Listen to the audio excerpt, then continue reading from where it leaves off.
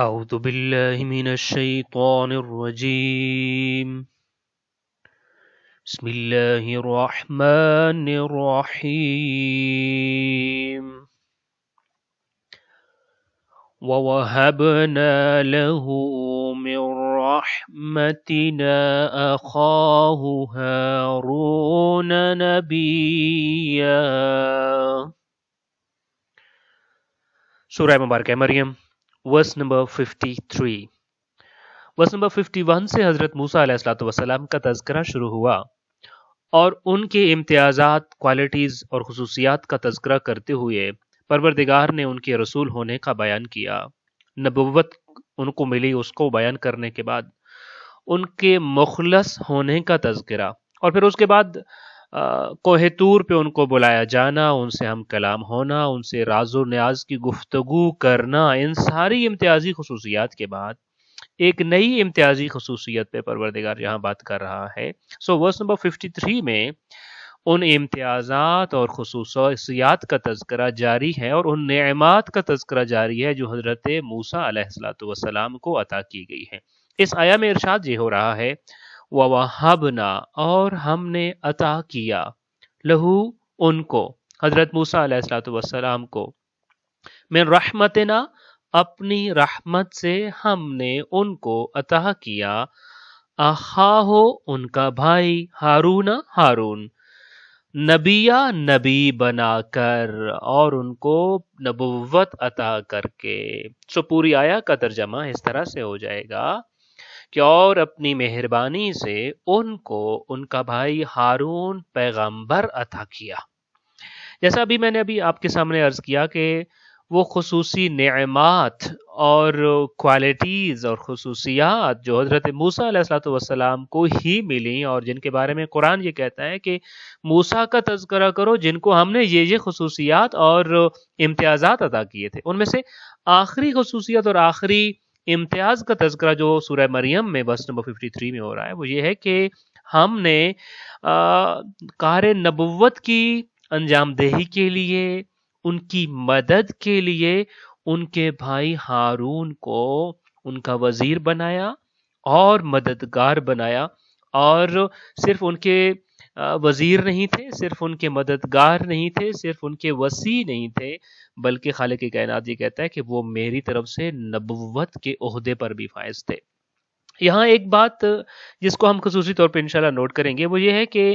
بعض اوقات ہم پوری ہسٹری میں دیکھ لیں، کوئی بھی شخص جب کوئی اچھا کام کرتا ہے تو اس کو کچھ نہ کچھ آوان اور انصار مل جاتے ہیں، کچھ مددگار مل جاتے ہیں، اس اچھے کام میں اس کا ہاتھ بٹانے والے اور اس کی مدد کرنے والے میسر آ ہی جاتے ہوتے ہیں. حضرت آدم علیہ السلام کے زمانے سے لے کر فی زمانہ یہی سلسلہ چلتا آ رہا ہے کہ حق کی جتنی مرضی مخالفت ہو، کوئی نہ کوئی بالآخر مددگار اور معاون مل جاتا ہوتا ہے. کوئی معاون رضاکارانہ ملنا اور بات ہے، جبکہ حضرت موسیٰ علیہ السلام کو پروردگار کی تائید خاص سے ایک ایسا فرد ملنا جس کی ذمہ داری یہ ہو، جو مسئول اور مأمور اسی حیثیت سے بنایا گیا ہو کہ آپ نے اپنے بھائی موسیٰ کو پروٹیکٹ کرنا ہے، ان کی ہیلپ کرنی ہے اور ان کے ساتھ تعاون اور ان کی مدد کرنی ہے. لہٰذا حضرت موسیٰ علیہ السلام کو جو حضرت ہارون علیہ السلام کی کمپنی میسر آئی، ان کی مدد ملی، ان کا تعاون ملا اور وہ وزیر بھی بنے، مددگار بھی بنے، تو یہ کوئی رضاکارانہ حیثیت سے نہیں تھا، بلکہ وہ خدا کی طرف سے مامور تھے، مسئول تھے، نبی تھے، اسی کام کے لیے بھیجے گئے تھے. لہٰذا یہاں یہ فرمایا کہ یہ ہماری رحمت ہے، یہ ہمارا لطف خاص ہے، یہ ہماری مہربانی ہے حضرت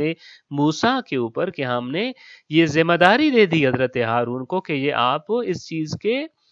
ذمہ دار ہیں کہ آپ حضرت موسیٰ علیہ السلام کے ساتھ نصرت کریں گے اور ان کے ولی کی حیثیت سے کام کریں گے. جیسے ابھی میں نے آپ کے سامنے عرض کیا کہ یہ وہ خصوصیت ہے جو شاید کم از کم میرے مطالعہ میں کسی اور نبی کے پاس نہیں ہے کہ ان کے زمانہ میں ایک اور نبی موجود ہو اور وہ نبی بعنوان ان کے وصی موجود ہو، بعنوان ان کے ناصر و مددگار موجود ہو. اور انبیاء کرام کی ہسٹری میں میرے نالج میں کم از کم ایسی کوئی بات آج دن تک نہیں گزری ہے. اب ذرا ہم دیکھتے ہیں کہ حضرت موسیٰ علیہ السلام ہی کو یہ وصی، مددگار، معاون اور ایک ناصر اور نصرت کرنے والے ایسے بھائی کی کیوں ضرورت پڑی کہ جو ان کی طرح نبی بھی ہوتا؟ ہم دیکھتے ہیں حضرت موسیٰ علیہ السلام کی ذمہ دو بہت بڑی ذمہ داریاں تھیں. ایک ذمہ داری تھی فرعون جیسا ظالم و جابر شخص کہ جس کے سامنے آپ نے اپنی رسالت کے فریضے کو انجام دینا تھا اور اس کے سامنے جا کر پروردگار کا پیغام اس کو سنانا تھا، دعوت حق دینی تھی، اور یہ کوئی معمولی بات نہیں ہے. ایک طرف فرعون اور اس کی فرعونیت اور اس کا ظلم اور اس کا ستم اور اس کا جبر و تشدد، جبکہ دوسری طرف بنی اسرائیل جیسی ایک نکمی اور ہٹ دھرم قسم کی قوم ہے، اس کی اصلاح بھی ہے، اس کی تنظیم بھی ہے، اور ان کے اندر بہتری کا احساس بھی پیدا کرنا ہے اور ان کی اصلاح بھی کرنی ہے. یہ دو ذمہ داریاں، دو بہت بڑی عظیم ذمہ داریاں، یہ اتنی بڑی ذمہ داریاں تھیں کہ حضرت موسیٰ علیہ السلام جب یہ دو ذمہ داریاں ان کو ملی تو وہ پریشان ہو گئے اور پروردگار سے خود یہ درخواست کی کہ پروردگارا وَاجْعَلْ لِي وَزِيرًا مِّنْ أَهْلِي هَارُونَ أَخِي اشْدُدْ بِهِ أَزْرِي وَأَشْرِكْهُ فِي أَمْرِي كَيْ نُسَبِّحَكَ كَثِيرًا وَنَذْكُرَكَ كَثِيرًا. میرے رب، یہ اتنی بڑی بڑی ذمہ داریاں میرے اوپر، ایک طرف فرعون اور اس کی فرعونیت کو ڈھا دینا ہے، دوسری طرف بنی اسرائیل جیسی نکمی قوم کے اندر احساس ذمہ داری پیدا کر کے اللہ کی پسندیدہ ترین قوم بننے کے لیے ان کو آمادہ کرنا ہے اور اللہ تعالیٰ کی امانت اٹھا سکنے کے قابل ان کو بنانا ہے. ان دو بہت بڑی ذمہ داریوں کی ادائیگی کے لیے میرے خاندان میں سے میرے بھائی حضرت ہارون کو میرا وزیر مقرر کر دے، اور پھر ان کے ذریعے میری کمر کو مضبوط کر اور میری ذمہ داری میں ان کو شریک کر دے تو، تاکہ ہم تیری تسبیح کر سکیں اور تیرا زیادہ سے زیادہ ذکر پھیلا سکیں، زیادہ سے زیادہ ذکر کر سکیں. سورہ طٰہٰ جیسا کہ کل آپ کے سامنے عرض کیا تھا، جہاں حضرت موسیٰ کا بڑا ڈیٹیل میں تذکرہ ہوا ہے. اللہ تعالیٰ نے حضرت موسیٰ علیہ السلام کی اس دعا کو قبول کیا کہ پروردگارا ان عظیم ذمہ داریوں کی ادائیگی کے لیے مجھے میری فیملی کے اندر سے، میرے خاندان کے اندر سے میرے اس بھائی کو میں لگتا ہوں، مجھے یہ لگتا ہے کہ میرے یہ بھائی کی نصرت اور تعاون اور مدد میرے فریضے کی ادائیگی کے لیے بہت بڑی سپورٹ کے طور پہ موجود ہوگا تیری ذات کے بعد، تو مجھے ان کا ساتھ عطا فرما، ان کی مدد عطا فرما. اللہ نے ان کی یہ دعا قبول کی، اور اسی دعا کی قبولیت کے حوالے سے ورس نمبر 53 سورہ مریم میں ارشاد ہو رہا ہے وَوَهَبْنَا لَهُ مِن رَحْمَتِنَا أَخَاهُ هَارُونَ نَبِيًّا، ان کا بھائی ہارون نبی اور رحمت پروردگار اور عطیہ پروردگار کے طور پر پروردگار نے ان کو عطا کیا ہے. اور اسی چیز کے بارے میں یہاں پر گفتگو ہو رہی ہے. آپ کے سامنے پہلے بھی عرض کیا اور ہر آیا میں یہ بات ہم ڈسکس کرتے ہیں کہ قرآن مجید اور خاص طور پر قرآن مجید کی وہ آیات جو تاریخ کے بارے میں گفتگو کر رہی ہوتی ہیں، تو مقصد کوئی ہسٹری جاننا تو ہے نہیں کہ ہمیں تھوڑا ہسٹری کا علم ہو جائے گا، بلکہ قرآن مجید ہسٹری بک نہیں ہے، یہ تو ہدایت کی کتاب ہے، یہ تو اپنے آپ کے لیے میسج لینے کی کتاب ہے. تو وہ کون سا میسج ہے کہ living with this آیا at least for the next 24 hour اور کیوں نہ پوری زندگی کے لیے ہم اس پیغام کو اپنی زندگی کا حصہ بنا لیں جو ہمیں اس آیا سے ملتا ہے. وہ یہ ہے کہ جب آپ اپنے حصے کی ذمہ داری کو ادا کر لیتے ہیں اور اس حصے کی ذمہ داری کو ادا کرنے کے بعد پروردگار کے سامنے اپنے ہاتھوں کو پھیلاتے ہوتے ہیں اور اس سے مزید تائید خاص کا مطالبہ کرتے ہیں اور خصوصی طور پہ مدد اور تعاون کی درخواست کرتے ہیں، تو خالق کائنات آپ کے ہاتھوں کو خالی واپس نہیں پلٹاتا. لیکن شرط یہ ہے کہ حضرت موسیٰ علیہ السلام کی طرح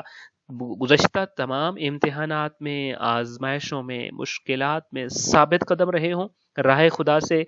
بھٹکے نہ ہوں، ہٹے نہ ہوں، اور پھر ذات پروردگار کے اوپر توکل بھی رہا ہو، بھروسہ بھی رہا ہو، اور اسی پہ اتنی امید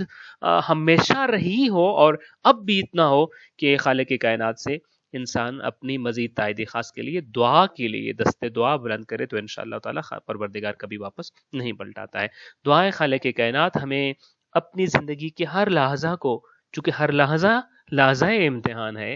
امتحان کو، آزمائش کو، مشکل کو اس طرح سے گزارنے کی توفیق عطا فرمائے کہ جیسے ذات پروردگار ہم سے چاہتا ہے اور جیسے وہ راضی و خوشنود ہوتا ہے. خالق کائنات زندگی کے تمام امتحانات میں اپنی تائید عطا فرمائے، اپنی نصرت خاص ہم سب کو عطا فرمائے، ہر مشکل میں ہماری رہنمائی فرمائے اور ہماری منزل مقصود بھی اپنے آپ کو قرار دے. السلام علیکم ورحمۃ اللہ وبرکاتہ.